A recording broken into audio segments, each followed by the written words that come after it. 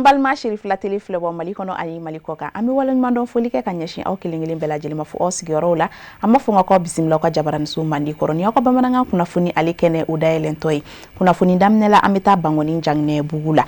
Ansardin bulu fara amimbe tabakoro cité la kata bla kurali 1 o Ansar tonde mfanana ulu fara la nyonga kasega na bismillamne mal islamo ka tomba au conseil islamique du Mali manyema kasu kabeni araba temenini janvier kalu kletan ani nani samba fla ani muga ani woro bangoni jangne bugula ukani mbonyi nyere Abdou Kadaram kono udi kasega na bunya masigin foli takanyeshin karamuko haiderama akabara bakeluna jamana konnana o stratégie fe anga je ka sorolu nyemada mumina lasi ama fagmata kanefe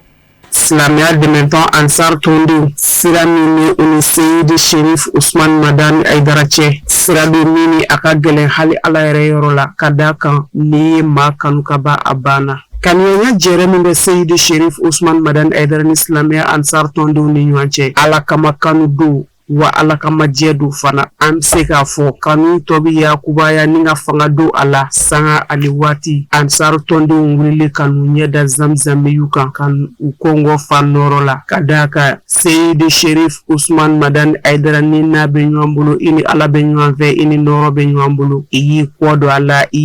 alala inoro ntanyana odi yake Islamia de maintenant Ansar comité kabotaba pro cité ani kurale 1 eko manulu nyinga noro kula nyina sato kono bili kadaka uni zamzam wiye nyanye baba ujukoro kolo kana do ayini nga do nyini afe ni la da on fe kurale san ben ke ni alaga jen nyina on so jara kuso be sabula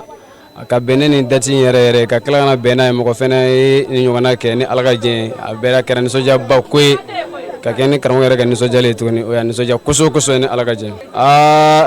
ni ko ne ami sande yelamane ni agli jigoji sabula angale ka karam yere yi vraiment otu ngale indo me ka klaga alega ni so ja kan kume chena ni to an kono kuso ni to isorla ni alaga jen ami wele dan yere belmo de folo ni korale un comité ni on a san instauré ni alaga jen na kunye kananya da karam ka do nyina fe o kele ni alaje karamo e kuma ga minu fo ena ami an hakil to kuma ga nu na fokata san yelemel ma hakil jigoji ni alaga je ni banga leedu krokoram bolo Ansar Tondi ka wuli kanu nyeda Seyid Sheriff Ousmane Madani Aidaraka aba kumbo barsa kadaka ni kuibe mafe kaba akaka ikaya kerefe ikaka koki tai Seyid Sheriff Ousmane Madani Aidara Ansaru kani bonye amseka fo sira do fanani kaka wole nyman do ay kadaka matunta do ko bidonya bisi Ansar Tondi musolaka munu nye kene la soro eko ambalaka ma wali nyuman donke zamzam wiwa uya jira kafo o haidara ko ina fana no bobayi ulu musolaka wi angwa yenge anya ni so jare ya e jangene kulabi sibla du ba kon poli ga tamoro bi ni so ja poli ko ngara mo wi kan mo ga ni sigire anya peli an tebi an to ma ko kala ma ko ta Kamwa ngoro kanga chela donai kanga sinikala kanga balma kala ango kango kan ko jangana bula nga mo ka bisigere na no nyeni minge kwa bi ama ko alhamdulillah akira ka ko alhamdulillah ale kamo la don de tata mo bli ko kama watiro nga nyine sita aye plemi no ko bi para jera para fina mali ko ka mali nyana ni jogo ba ni sigere ni mobili tugu bi boli kana mu je ba ko ati wajuli ke keneka olbe ka boli bi ka segere o ila tie ami foti wale mando ni sondia ubunyara kenen kaye kosobe femi kananya mau kata se zamzam nyuma anabona sanuma to bela jeli ka wole nyuma don sebe ke uye kabakoro cité Ansaru ka farakurale Ansaruka ukube Aidara ko ina unni anukan nafulu ambe ala fuka la barkada na yala fukala barkada amban karamo Aidara fo antika ma fitri wale fo kaburu kono anga sira jele aledo alhamdulillah tabakoro cité comité de abi Kalabankoro 2 commune fait abi Bamako section rive droite fait aya ngania ka fara nyogon kan kamina foli bla karamo la ka nyeda kan ka foli bla la ka dugawu kaye akla dugawu nyina fait ana hamunde sigilembeya kana jira ala la ka jira ala kra modengela kra mo Aidara ale sababu K'a fɔ karamɔgɔ ye Tabakɔrɔ cité comité cɛ n'a muso bɛɛ lajɛlen tɔgɔ la an b'an ka layidu kɔrɔya ye anw ni an ka nafolo a bilalen don karamɔgɔ Hayidara n'a bɔnnaw sagoya la diɲɛ fo lara fo kaburu kɔnɔ n'an y'a janfa Ala ni kuranɛ k'an ta ci Ala k'an fanga se karamɔgɔ ka n'a bɔnna ka laɲini n'a ɲini Ala fɛ Ala k'a latigɛ a ɲɛnama ɲɛna. A lajɛrɛ in kɛra fɛn nafamaba ye kosɛbɛ ka d'a kan o kuma in fɔra ka tɛmɛ n'i ye maa kanu ka ban a banna kɛnɛ in kan kumakan sanumanw sɛbɛkɔrɔtara ka ɲɛsin Zamzam minnu ma kanuɲɔgɔnya kumaw hali bi nisɔndiyaw bonyara Seyidi Sherif Usman Madani Hayidara bolo a ye dugawu sanumanw kɛrɛnkɛrɛn ka ɲɛsin nabɔw bɛɛ lajɛlen ma hakaja silamɛya dɛmɛtɔ Ansar tɔnden kelen-kelenna bɛɛ lajɛlen.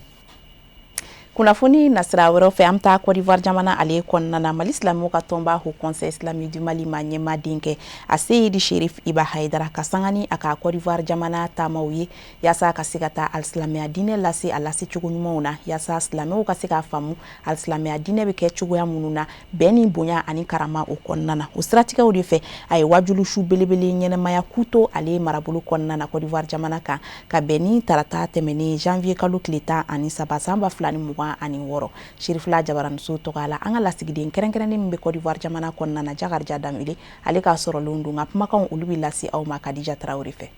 Sherif Iba Hayidara dɔnniba funangen donna n'a ka wajulu ye o min bɛ diinɛ fɔɲɔgɔn kow kɛlɛ ka sanga n'a ka wulikajɔ a n'a ka cɛsiri ye bɛɛ kelenya ani basigi ɲini na diɲɛ mɔgɔw ni ɲɔgɔn cɛla la a bisimila la bonya ani karama kɔnɔna na k'o to ansaru ni kanubaw fɛ laadaw tilenin kɔ baakɛri olu fɛ o min ye ka dugu maabaw sɛgɛrɛ a dɔnnibaw fo ka taa se a politikimaw ma ni ka foli bila u la wajulu kɛnɛ belebele ɲɛnamayala fɛ o min labɛnna k'u to Jamiyatul Ansarudin tɔndenw fɛ nin wajulu kɛnɛ belebele in senfɛ fɛn min a Seyidi Sherif Iba Hayidara ye a ka lasiriw la kumaba tun bɛ tali kɛ bilasiraliw la bilasiralikan mun bɛ koto ɲɔgɔn ta la bɛn ani ɲɔgɔn bonya ko fɔ kɛrɛnkɛrɛnya la i n'a fɔ diinɛ mɔgɔw ni ɲɔgɔn cɛ ɲɔgɔn bonya fo ka taa se laadaw olu bonyani ma wa fana a ye wele da ka taa alisilamɛw yɔrɔ ni tɛgɛ di ɲɔgɔn ma ye ni fasoden ɲumanya ye walasa bɛɛ lajɛlen bɛ se ka i jeli yɔrɔ fin cogo min na jamana ka yiriwa a n'a ka taa ɲɛ ani silamɛw yɛrɛ ka hinɛ ɲɔgɔn na o nafaw la fɛn ye k'u to Jamiyatul Ansarudin tɔndenw ye kuma galamani tɛmɛni kɔ u la u y'u ka nisɔndiyakanw a n'u ka waleɲumandɔnkan ni bonyamasegin kɛ ka taa baya karamɔgɔ den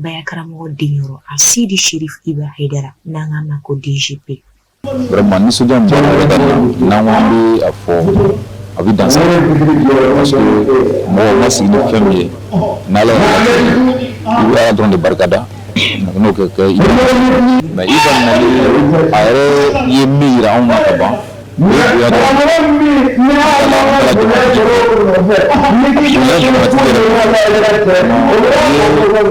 bɛ an yɛrɛw ma min bɛ an wasa dugu kɔnɔ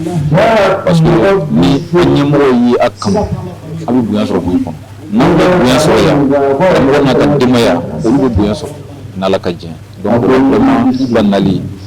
a kɛla nimisi wasa ye an ma a kɛla jamanatigi fo n'o ye an yɛrɛ ka mara jamana ɲɛmɔgɔ ye o la an bɛ ɲɛmɔgɔ fana fo n'o ye an ka alimamiba ye Selu Konate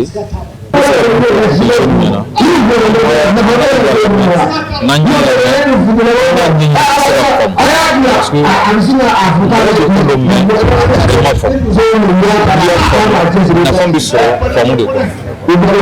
n'an ye Iba lamɛn ka faamu jeunesse an ka mɔgɔkɔrɔbaw olu ka taa dɔɔnin mais olu y'u ta ni Ala y'a latigɛ donc san bɛ tigɛ n'o ye an b'a jigiya k'a fɔ mɔgɔkɔrɔba ninnu de kan ka taa ka anw to yan mais n'a yela anw tɛ se ka jɔyɔrɔ bɛ fa o kɔfɛ o bɛ nimisa an sɔrɔli la o tɛ an ka laɲini donc min ka d'an ye an ka mɔgɔkɔrɔba ninnu ladege u ka walew la u ka mɔgɔ labatow la u ka mɔgɔkɔrɔba bonyaw la u ka diinɛ dɛmɛ na ani u ka cɛsiri la adamadenya yɛrɛ taasira. Nin wajulu kini n'ale bi don a Seyidi Sherif Iba Hayidara ale ka wulikajɔ la alisilamɛya min ko bɛn kelenya hinɛ ani makari Côte d'Ivoire dugukolo kɔ kan o turulen hukumu kɔnɔna na a kun cɛla ni alisilamɛya donkan Bayatul Islamiya layidu wɔɔrɔ tali ye i n'a fɔ laada la. Ameto ni kene kelen konna na kuto marabulu ale konna na Côte d'Ivoire jamana kan ka Aseyid Sherif Iba Haidara akala silu nyemadani wajulu kene sanu mainka alaso Haidara asigira hera alama wala hera amin ya rabbi Haidara sa hera alama dirama amin ya rabbi anso jarindo sigatala bukene ga baninde kado kuto kono kado le 13 premier mois 2026 sigatala na chora nyade odo koy wallahi Haidara ka kuto kono fo o kaga baninde wallahi ye ibakanu Nula sigatala baninde bukene ga neo ye bi nyo shina Allahu akbar Haidara sigatala koy amin ya rabbi alaso Haidara ka kuto jamana kuntigi fu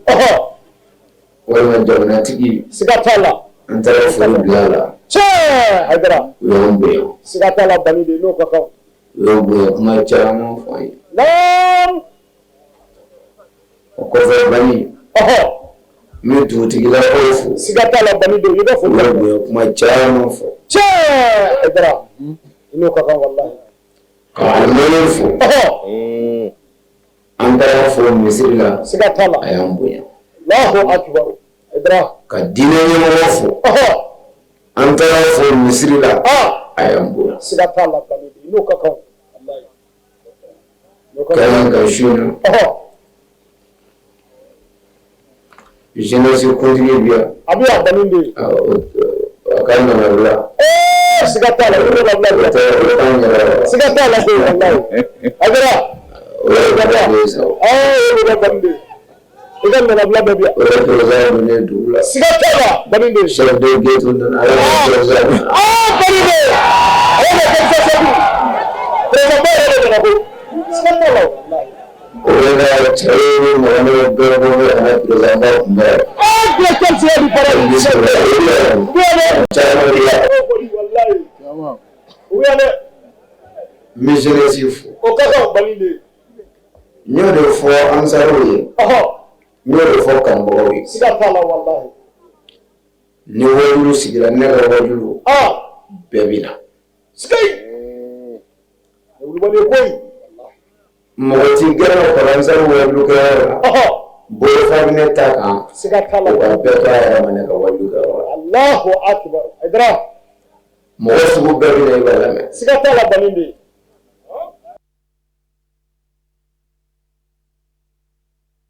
Bo kuto marabulu konna ali biamitu Côte d'Ivoire jamana kan ka alislamia demeton ansaru nyejoro dinke Aseyid Sherif Iba Haidara ayela sili munu fana ke wajulu nasiraw fe kerenkereni ala siya hala ali dugu konna na ku fana nyamara ɲɔgɔn fɛ kasole kira Muhammad Mustafa ka sallallahu alaihi wasallam wa salam ana sudinge salmon anaka sahaba no sigatala baninde ala ambi deli amunu minin kaninka ala anyara kanda ika onema no kishi nyugongo shifaya kanyara ka amin ya rabbi alaso Haidara kanin sigira herala ala ma wulla herala amin ya rabbi Haidara njabira ami dugo mi wono shagala do obe baninde mo filikoy 14 le 14 premier mois 2025 sigatala baninde andara 26 la baninde andara la sigatala 2026 obe baninde wallahi Haidara ala fu o kaga chora nyade ka shagala ka fu a cheno muso demsani makoro sigatala wulbalde yofulamno nya fo kumbal garo la yambuya yankarama sigatula baninde wallahi ino kaka bi garbu ga mugli dona dugu ndafe beni ka barabla sigatala baninde ka kanu irana ka nyema irana ka fo i bismillah dugu na ika dugu do Allahu akbar Haidara ala ka usara amin ya rabbi alaso Haidara ala sona kalan ersera dugu denw bila ka fara ɲɔgɔn kan tuguni siga t'a la baninde ka kɛ jamakulu ye ka n'u jɔ ka ala ta lamɛn Allahu akbar Haidara n ye wele da o cogo min na kunbɛli kɛnɛ kan u ye n jaabi sufɛ o cogo la siga t'a la baninde i ka labɛn e bɛ ala k'o sara amina rabi ala sɔn nin fɛnba de ye wajulu kɛnɛ mɔgɔ min b'i ka baara bila ka na kɛnɛ kan o ye fɛnba de ye ni ala cɛ min bɛ jurumu yafa i ka seli ni su tɛ se ka min yafa Haidara wallahi ne tiɲɛ olu ye dɛ parce que a dɔw la i bɛ girin ka wuli fu de la a ɲɛ de bɛna f'i ye te k'a ka turu cogo di siga t'a la baninde wallahi dɔnniba fana ɲɛ nin de koyi a dɔw la ka sun mɛ i bɛ mɔgɔya k'i tɔ danga de siga t'a la wallahi nin gɛrɛ in kan i n'a mɛn jaya ne tun bɛ fu la i na segin kɔ siga t'a la dɔnniba fana ɲɛ olu bɛ dɛ dɔw tun ye dangaden o t'a kalama nin kɛnɛ in kan bɛɛ n'a sɔrɔ fana ma o kuma dɔw la o n'a dɔn k'a fɔ jaya ne tun bɛ min na o man ɲi siga t'a la dɔnniba fana ɲɛ wallahi o kuma jurumanw bɛ yafa yan kumancɛ bɛ sɔrɔ yan mɔgɔ ka ɲɛnamaya bɛ dilan nin kɛnɛ kan siga tɛ na bani o de fana b'an sɛnsɛn k'an kunda diɲɛ fan wɛrɛ kunnafoniyaw kan min bɛna lase aw ma Kafunɛ Bacili fɛ.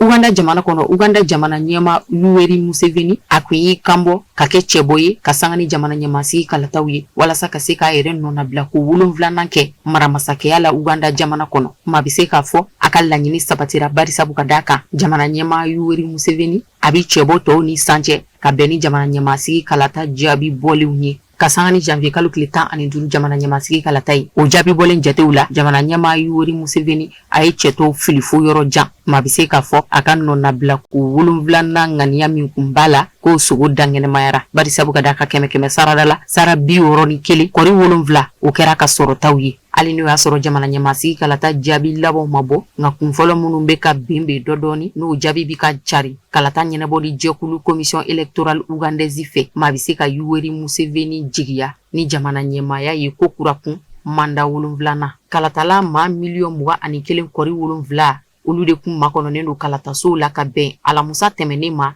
janvier kalo tile 11 wasa ka taa jamana ɲɛma sugandi min bɛna maramasakɛya kɛ Uganda jamana kɔnɔ hali n'o y'a sɔrɔ fiɲɛ dɔw donna kalata in na barisabu ka d'a kan mansin dɔw kun tɛ mansin jolenbaw ye ten kalata labɛnniba jɛkulu commission électorale ɲɛma ka fɔ la ko jamana ɲɛmasigi kalata in kɔni kɛra basigi kɔnɔna na wa wote jatew fana k'olu baaraw taara u ta sira fɛ u ta waati la marabolo caman kɔnɔ ka bɛn ni jamana ɲɛmasigi kalata in ye Uganda jamana kɔnɔna na ka bɛn alamusa tɛmɛnen janvier kalo tile 15 ma jamana ɲɛma Yoweri Museveni ale min ye Uganda jamana mara bi san 40 manda 6 ka tugu ɲɔgɔn na Yoweri Museveni yɛrɛ a si bi san 81 na ani cɛbɔ 7 de karila ɲɔgɔn na fanga sinamatɔw ka sɛgasi dondo Bobi Wine sen bɛ o la fanga sinamatɔw ma ɲɛma Bobi Wine a kun y'i kantigɛ da yira k'a fɔ jamana fanga ɲinintɔn ye ni namara ni yurugu donna kalata in na ko kuma na u k'u sigi ni fanga sinamatɔw ka murutili ye ka don dugu bɔlen furancɛw ni ɲɔgɔn cɛ waasa ka kalata namara n'a yurugu kɔn ni nisɔngoya murutiliw ye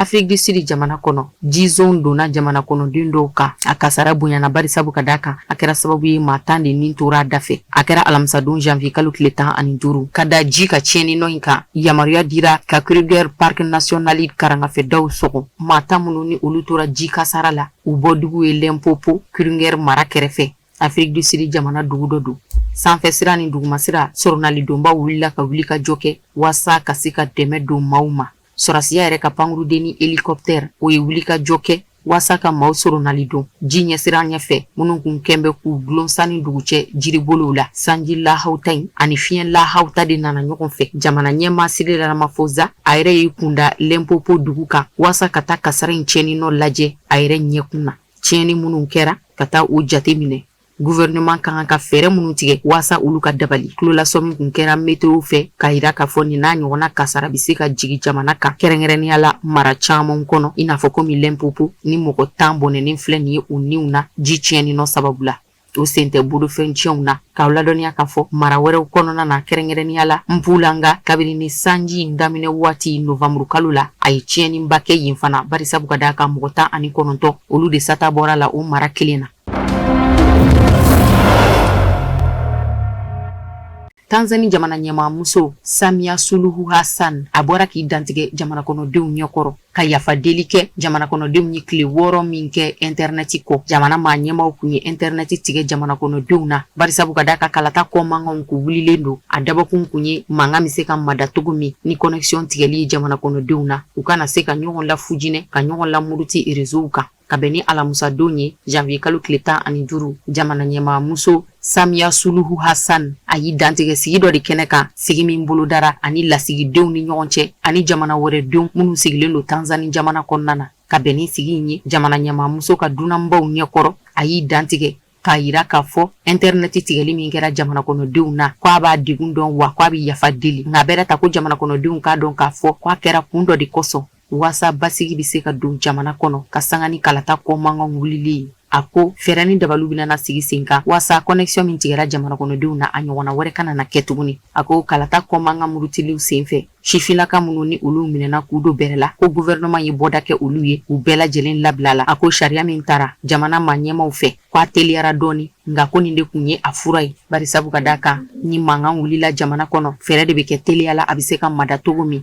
hali n'o y'a sɔrɔ a ma bila juguman bolo kan. Tanzania jamana ɲɛmaa muso a y'a ka administration fo u ka baara la barisabu ka da kan k'a laɲini tɛ foyi wɛrɛ ye jamana sariya sunba sariyakisɛw yɛrɛ bonyali an'u doni ba la ko sariya ninnu taara o sira de kan. San 2025 octobre kalo la Tanzania jamana ɲɛmaa muso Samia Suluhu Hassan a ye sebagaya sɔrɔ ka sanga ni jamana ɲɛmaasigi kalata ye jama fanba sɔnna ye ka danaya d'a kan ka kalata ye 100 sarada la sara 97 olu de ye kalata Samia Suluhu Hassan ye k'a kanu ni jamana ɲɛmaa musoya ye ka sanga ni jamana ɲɛmaasigi kalata ye fanga sinamatɔnw ka cɛbɔ 2 olu de balila kanbɔli la waasa ka jamana ɲɛmaaya ɲini. Fanga sinamatɔn sɛkasi don yɛrɛ o minɛnen don k'o do bɛrɛ la jamana ɲɛmaasigi kalata yɛrɛ ma kɛ o ɲɛna barisabu ka da kan tɛgɛ kɛra la k'a lasago k'a ɲangi k'a ye janfa kɛ. Kalata jateminɛ jɛkulu minnu ni olu bɔra kɔ kan ka na kalata in kɔlɔsi olu fana kɔni y'u ka nisɔngoya jira k'a yira k'a fɔ kalata in ma kɛ kalata jɛlen jolen ye barisabu ka da kan ko a ma bɛɛ jɛ fanga sariyaw dafa o misali teliman ye min ye hali k'a dan fanga sinamatɔnw senbɔli la u k'u kanbɔ ka jamana ɲɛmaaya ɲini.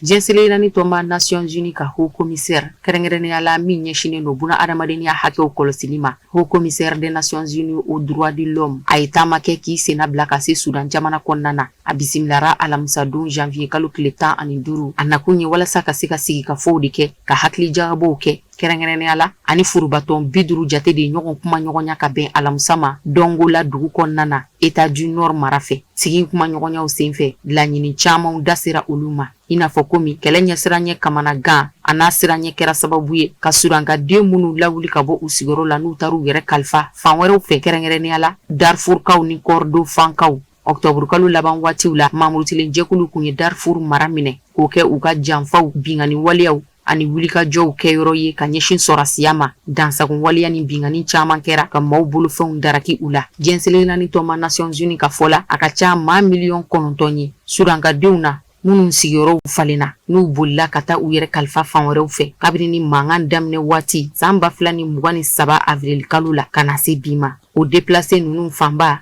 u ka hakɛw bɛɛ lajɛlen ma dafa bisimilali yɔrɔko nasira kan bari siyɔrɔko ntanya bɛ a caman na fura ma se ka sɔrɔ caman ka gɛlɛya la musolaka minnu tɔɲɔna ka bin u kan olu ma bila u ka hakɛ kɔnɔ fɔlɔ bari siyɔrɔko hami bɛ u la halisa lujuratɔw ni dɛmɛ mun fana ka kan o ma kɛ o kɛcogo la. Haut commissaire des Nations Unies aux droits de l'homme a ko waati sera Sudan jamana ani diɲɛ setigi jamanaw ka fɛɛrɛ kɛ ka bolo di ɲɔgɔn ma waasa dɛmɛ bɛ se ka kɛ ka ɲɛsin maa degunnen ninnu ma cogo min u ka magɛn ni dɛmɛ ye min bɛ kɛ sababu ye buna adamadenya dɛmɛ yɛrɛ bɛ se k'u lasɔrɔ cogo min nɔgɔya la teliya la. O ye haut commissaire des Nations Unies aux droits de l'homme ka kɔrɔfɔ ye jɛnselerani tɔnba Nations Unies ɲɛmɔgɔ min ni o ka baaraw bɛ ɲɛsin buna adamadenya hakɛw kɔlɔsili ma. Volker Turk ka bɛn ni araba don de ye a donna Sudan jamana dafɛ Sudan jamana degunnen bɛ bi ka sababu kɛ mankanw ye a ye taama laban min kɛ k'i senna bila ka na Sudan jamana kɔnɔna na o kɛra kabiri ni san 2022 novembre kalo la ka da Sudan jamana basigibaliya kan ni kɛlɛw ye.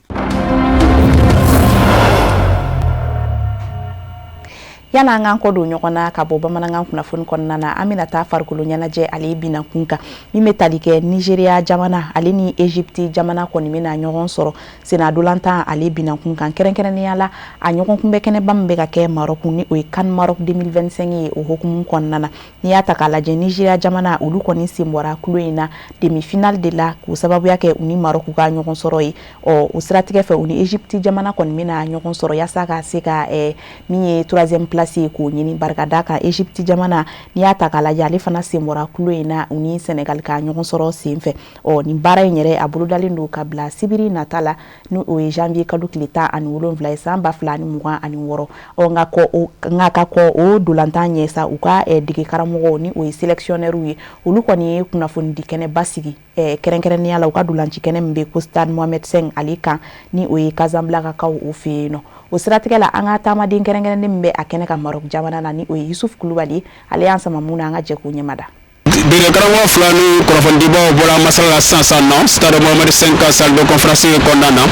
bɛɛ lajɛlen y'a k'a fɔ ko labɛnnen don ka fɛɛrɛ dabali bɛɛ lajɛlen tigɛ walasa u ka se ka sebaya sɔrɔ ka kɛ ni 3e place senna ndolanci min bɛna ci Casablanca senna ndolanci fo kɔnɔna na Stade Mohamed V kɔnɔna na min ye Misira jamana degeli karamɔgɔ ye Husana Sama a y'a k'a fɔ tiɲɛ don o ye demi-finale senna ndolanci min kɛ ni Senegal jamana ye o tun bɛ se ka sebaya sɔrɔ senna ndolanci la ale nana ka fɛɛrɛ ye fɛɛrɛ min tɛ dɔwɛrɛ ye o de ye ka i da kɔfɛ ka se ka balikapoyi kɛ Senegal jamana na a kun dalen b'a la fana o tun bɛ se ka hali sebaya sɔrɔ cɛrɛmakɔrɔbaw la fo ka taa se mɔnɔbɛ waatiw la nka min ye wɔlɔfɔ ka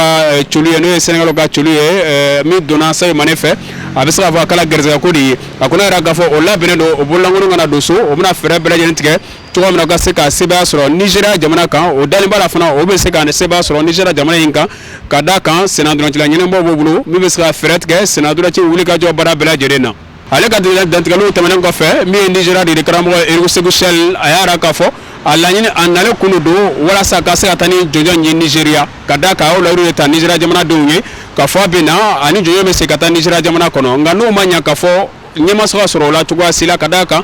o ni jamana min bɛnna n'o ye Maroc jamana senna ndolancikulu ye Eric Sékou Chel y'a k'a fɔ senna ndolanci ɲɛnama de don a ye sɛgɛ bɛɛ lajɛlen ta k'o sɛgɛrɛ nka o fana sera ka fɛɛrɛ dabali sɔrɔ a la walasa ni k'a kunbɛn tiɲɛ don o ma se ka sebaya sɔrɔ senna ndolanci min kɔnɔna na nka o dalen b'a la k'a fɔ min ye jɔyɔrɔ 3nan ye a bɛna fɛɛrɛ tigɛ walasa n'o fana ka se ka segin so ka t'o di Nigeria jamanadenw ma ko sugu ye tiɲɛnɛw ye o kɔni y'a ka laɲini a ka fɛɛrɛ dɔw ye o bɛra k'o kuma nin fɔ so min filɛ nin kɔfɛ senna ndolanci bɛna ti nin de kɔnɔna na n'o ye Stade Mohamed V kɔnɔna ye sini Casablanca kɔnɔna na yan nɔ n'o ye jɔyɔrɔ 3nan senna ndolanci ye ka bɛn ni farafinnadenw ka ɲɔgɔnmɛba senna ndolanci ye CAN Maroc san 2025 foyi ma to sa k'an sigi kan kɔnɔ walasa senna ndolanci a bɛna ci cogoya min na a bɛna ci fɛɛrɛ dabali min kɔnɔna na n'Ala sɔnna a bɛɛ lajɛlen n'a ɲɛdɔn sini wuladani fɛ ka kɛ ni degeli karamɔgɔ filaw ka dantɛlikanw ye o bɔra ka minnu fɔ nka o fila bɛɛ lajɛlen labɛnnen don o tigɛlen don a kan fana ka fɔ bɛna fɛɛrɛ bɛɛ lajɛlen tigɛ cogoya min na o ka se ka jɔyɔrɔ 3nan in sebaya sɔrɔ. Ayiwa o de fana bɛ dansigi kɛ bi bamanankan kunnafoni sɔrɔlenw na minnu sera ka labɛn kunnafoni di so ɲɛmaayaso ka yamaruya kɔnɔna na ka bɛn ni nin sanga in ye ka se ka o ta k'o da aw tulo kan an bɛ segin ko kura ka aw fo aw ka kulomajɔ a n'aw ka ɲɛmadali la n'Ala ma basi k'an na n'a ye diɲɛ kuma wɛrɛw yira an na an bɛ ɲɔgɔn sɔrɔ nin kɛnɛ kelen in kan nin waati kelen in na nka yan n'olu cɛ Ala ka su yɛrɛ d'an bɛɛ lajɛlen ma aw k'an bɛn.